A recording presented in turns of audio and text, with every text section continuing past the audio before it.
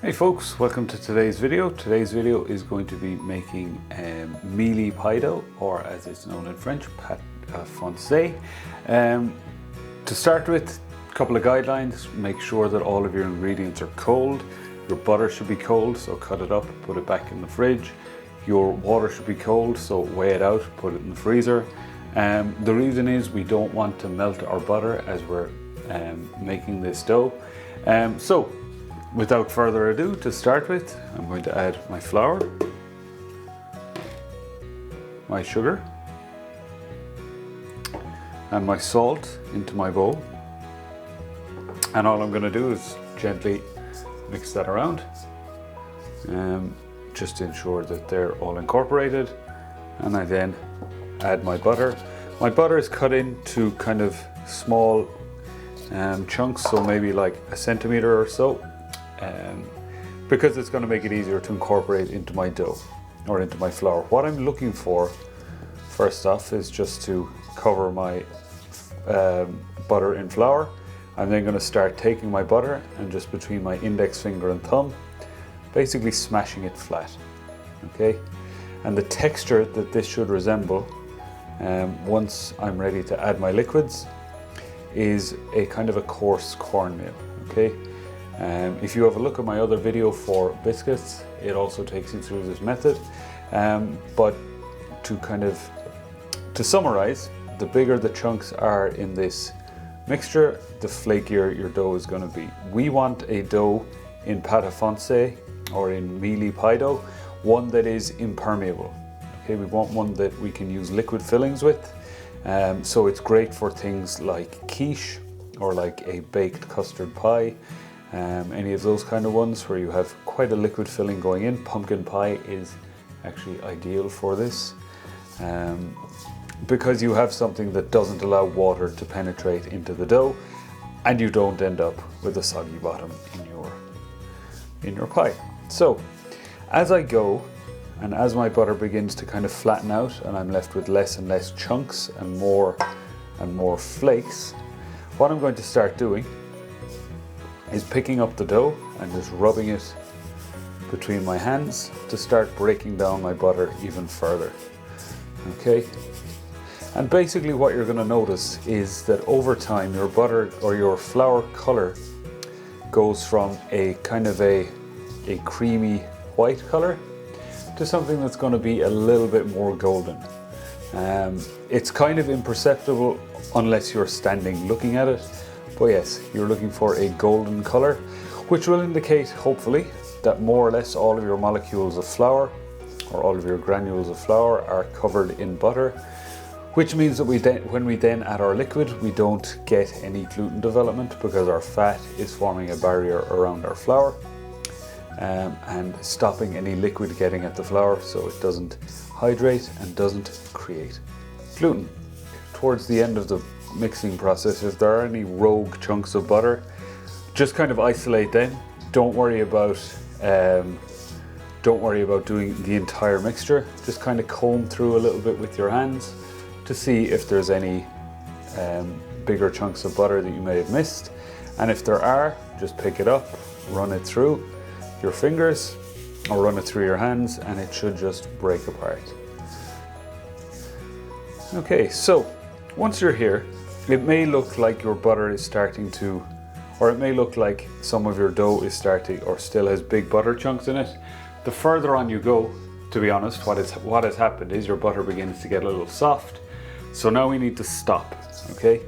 Because if we keep going, our butter is all going to melt and we'll just end up with kind of a mass of something like a shortbread cookie, which is obviously something we don't want. So what I do then, make a well in the center of my dough, crack an egg, or crack the egg into that well, and then I'm going to add maybe half of my water with the egg.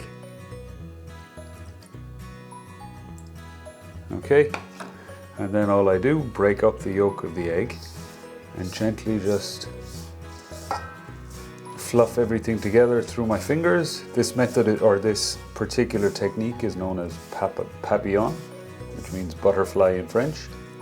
So I'm going to just kind of run this through my fingers, leave it fall together. And then to check as to how my dough is coming together, remember I only added half of my water. To check how my dough is coming together, just pick it up, press it together. If it forms something cohesive, you're good to go. If it still falls apart, like it is here when I kind of press it again, you're going to need a little bit more liquid. Okay, so I'm going to take the rest of my water, add that in, back into my papillon through my fingers.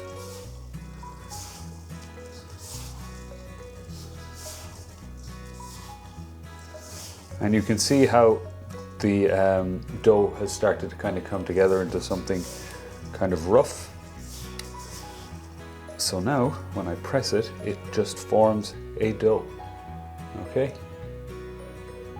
So now what I'm going to do is just take all of this, press it all together into a nice cohesive ball. Leave it in a ball in the bowl, okay, or make your ball in the bowl. It keeps your countertop cleaner. So like so. Okay, and then what I'm going to do, take it out, put it on my table, flatten it down a little bit, and just kind of roll it into a disc, flatten it down a little bit, okay, and then I'm going to take some plastic wrap, wrap my dough, and my dough is going to go into the fridge for about an hour before I roll out my dough.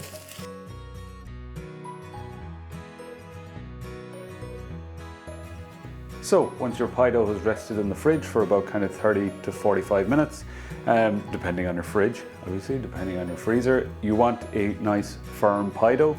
We're going to now prepare our pan for our pâte foncée, or our mealy pie dough, into which we're going to bake in an all-in-one method. Okay, so you're going to need some butter, and all you're going to do is just rub the butter around your pie tin. This one has a nice kind of spring bottom, or a nice loose bottom, which means it comes out more easily, or it releases or helps to release your pie from your pie dish. And then the next thing I'm going to do is putting this guy to one side. I'm going to grab my rolling pin, and I'm also going to grab my pie dough. What you'll have noticed is, over the time that your pie dough is in the oven, sorry, not the oven, over the time your pie dough is in the fridge, it will have become a little bit more homogeneous and a little bit more even in colored. All I'm going to do is mix it a little bit to bring some kind of elasticity and some life back into it.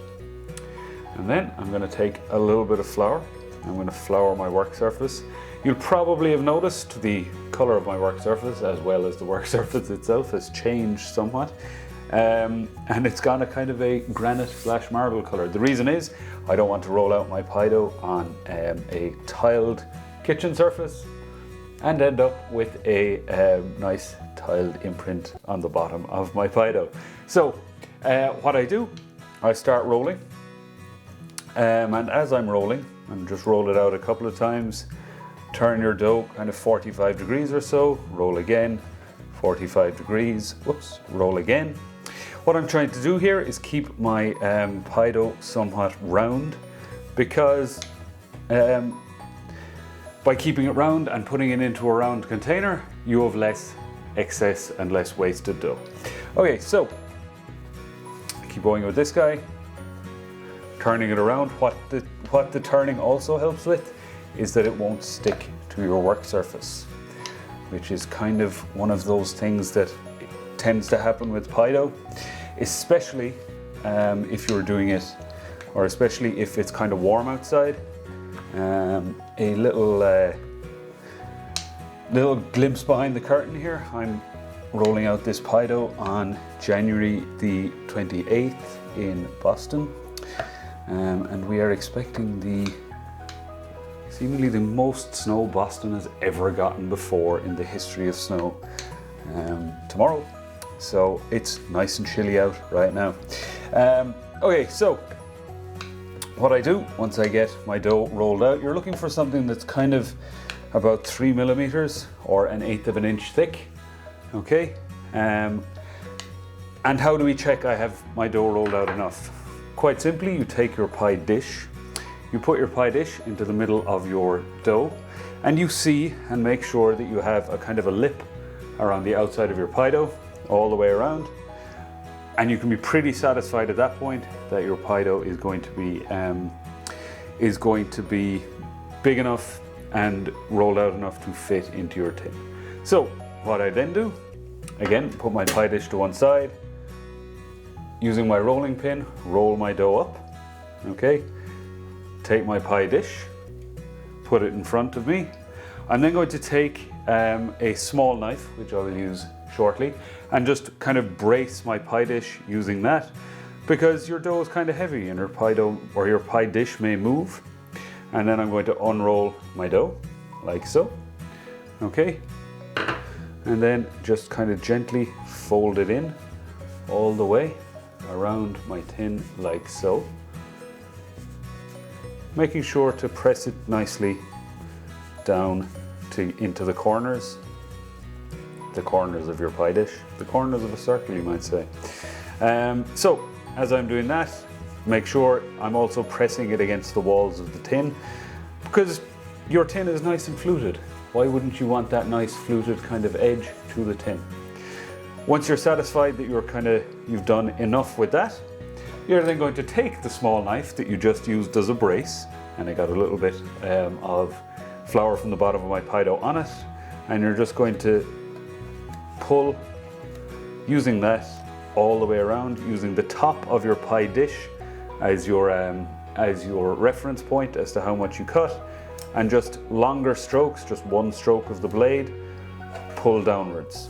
Okay, you don't want to, there's no sawing here, you're not trying to chop off your pie dough, you're trying to just basically break it, but you're breaking it obviously with a knife, so you're getting a nice clean edge to your dough.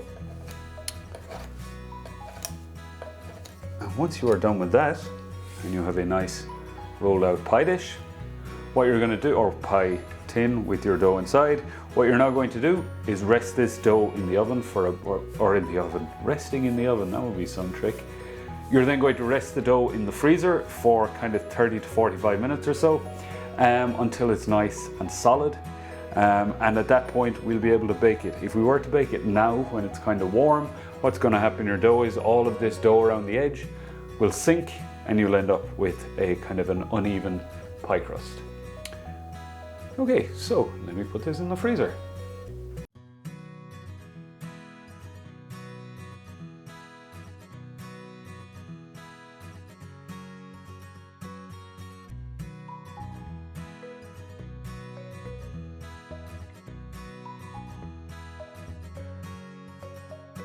Thanks for watching the video, folks. If you like what you saw, please give me a like and subscribe, share the video with your friends, follow me on Instagram, and remember to check back soon because I'll be posting videos regularly on my channel. In the meantime, happy baking!